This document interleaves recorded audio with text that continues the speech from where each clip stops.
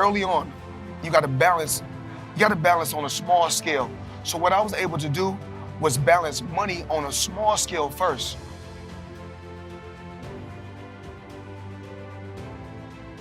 You know, I gave the sport of boxing my whole life. I dedicated my whole life to the sport of boxing. And all I ever wanted to do was put my family, my mother and my father in a comfortable position. My dad is a millionaire. My mother, she's a millionaire. And the investments were for my grandchildren, not just my children. Yeah. You know, put them in a position. That's really what it's about. Out of my career, I just want to say, none of them was really tough. None was really tough. I mean, you got guys that punch hard and hit hard, and you got guys that come out and win a few rounds, but nothing really was tough or hard. I've been in a boxing gym and guys have given me great sparring and great work. Really? And it made me go home because they say ass whooping will humble you.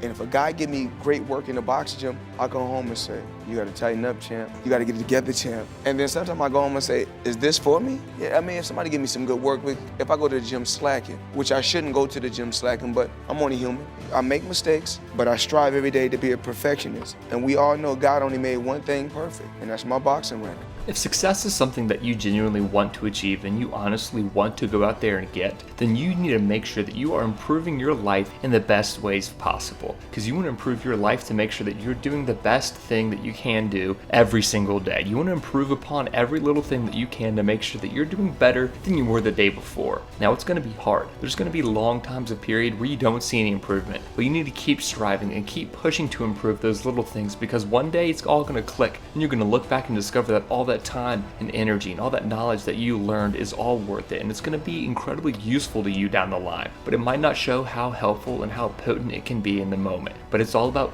being proactive and planning ahead, because you want to make sure that you're going to be set in the future. You're going to put in all the work now so you don't in the future. So you need to make sure that you're doing everything you can to make your future self say thank you to you right now. Now, it's going to be challenging because you're not going to reap the benefits right away. And in today's world, if you don't receive results immediately, something's wrong. But that's the beauty of it. You're going to put in all this time and energy and reap the huge benefits down the line, because not everybody's going to realize what you're doing. And when they do realize it, they're going to be stuck doing whatever they don't want to do, while you're out there living the life of your dreams and doing whatever you please because you put in the time when nobody else would.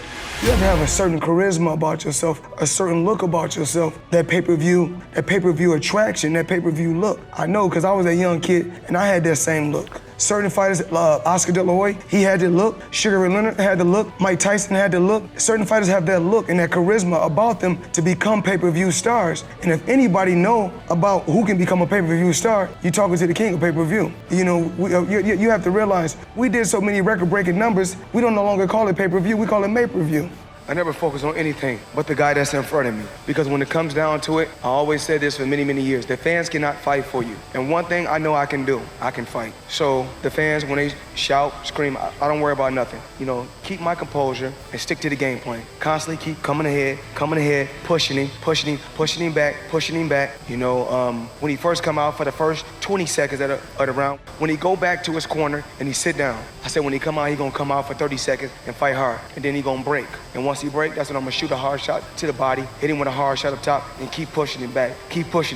Remember, I told you guys, weight doesn't win fights. Fighting wins fights. And then, you know, when I said talking doesn't win fights, it all started in Michigan. Just having a dream, believing in myself, believing in my skills, believing in my talent, and also surrounding myself with the right team. I had to surround myself with the right people. And everything took flight, you know, but just my mother being on crack, my dad being shot when I was a kid. Actually, my dad was holding me when he got shot. I was a kid, my dad picked me up when my dad got shot. Actually, my brother shot my dad, my uncle. And then when I was in Vegas, actually, I think it was somewhere around 2006, my same uncle that shot my dad, he died in my house. So, you know, I've been through a lot of ups and downs, but I beat all the odds. I just say to myself, I just look at the people out here in the world today, and a lot of times we cry, we complain about things that's not really important. We always worry about who got the most, or who got this and who got that, instead of just staying in your own lane worrying about what you got. To make it happen. So I put myself in the right position to make it happen. It's all about chess. And it's not really about being on a chessboard anymore. It's about controlling the chessboard. And you know, that's what I was able to do.